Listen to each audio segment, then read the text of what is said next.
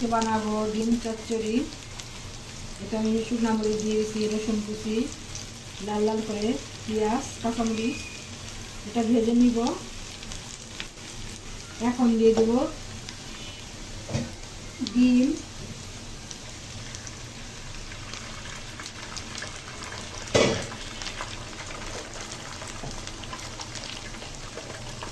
লবণ দিয়ে দিব স্বাদ মতো,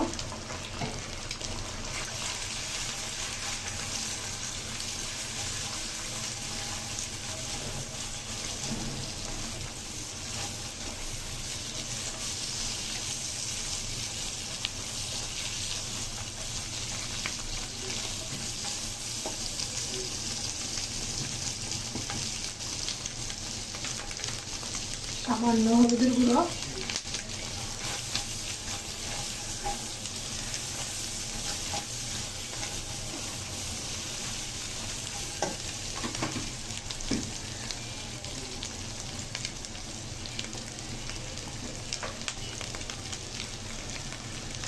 একটু মরিচের গুঁড়ো দিয়ে দিব।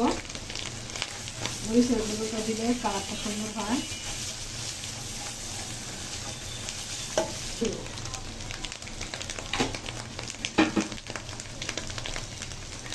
এখন দিয়ে দেবো টমেটো,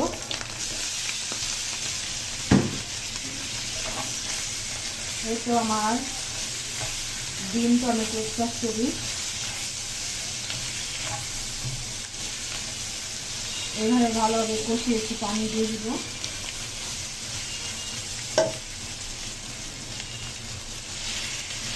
এখন একটু পানি দিয়ে দিব।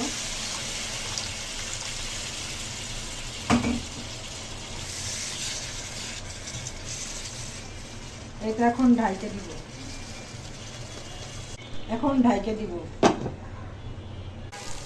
এখন দিয়ে দেবো টেস্টিং সল্ট। এটা আমার ডিম চচ্চড়ি হয়ে গেছে, এখন পরিবেশন করব।